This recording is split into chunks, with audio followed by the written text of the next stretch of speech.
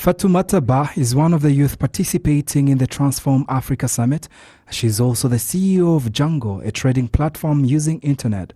She was part of the panel during the summit discussing on how Africa can drive a digital economy. She elaborated that Africa was on the right track.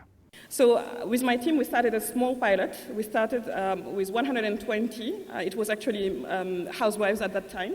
And we gave them tablets and we told them, okay, maybe you can make extra money or actually sole income selling products that you see, it's like your virtual catalog, to your family, your neighbor, your church if you go to church, or your mosque, or your school if you're in a university.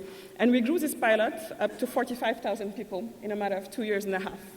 And at the end of the day, the question was not, was technology the right tool? It was really, again, what was the need and how technology was a way to bridge the gap between the supply and the demand in a very relevant way. And I hope that when we discuss about these policies, we also are very pragmatic in finding the relevance with end users. Besides promotion of e-commerce, Elsie Kanza, in charge of Africa's development at the World Economic Forum, explained that according to their research, many African citizens had excelled and had their lives changed by mobile money services. These are all communities that are involving both the public and private sector to address real needs.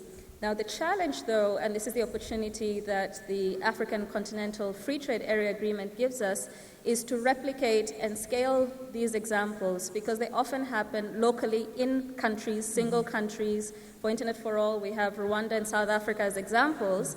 The partnership with Smart Africa that we have is to say, how can we take the lessons from these two countries and scale it across the continent? Since the establishment of Smart Africa in 2013 by African heads of state, aimed to promote innovation and technology as a pillar of development for the continent, it has been observed that there are still many opportunities that should be tapped into by Africans, according to Lassina Kone, head of Smart Africa. First of all, we have to give a round of applause for our telecom operator because they've done a pretty good job in Africa in introducing that technology. But it's the role of the government now to be able to give orientation in terms of policy. Now, coming back to what really we can leverage, we all talk, the whole world talks today about artificial intelligence. I truly believe in Smart Africa. The artificial intelligence, it is going to be the next booming in Africa for a very simple reason. Today we talk about smartphone, we talk about internet literacy, which require everyone to have a minimum of education, right? Then we have our grandmother in the village who do not even know how to manipulate, let alone to do USSD code to be able to transfer money.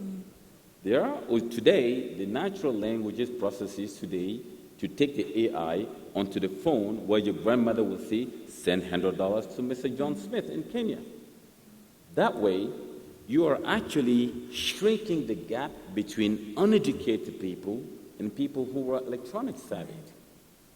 So that's where artificial intelligence will play a big role in Africa. At the moment, 60% of Africans are below 25 years of age, and the number will double by 2050. Economic experts say these human resources should be capitalized on to produce employment through digital economy, using mobile phones particularly.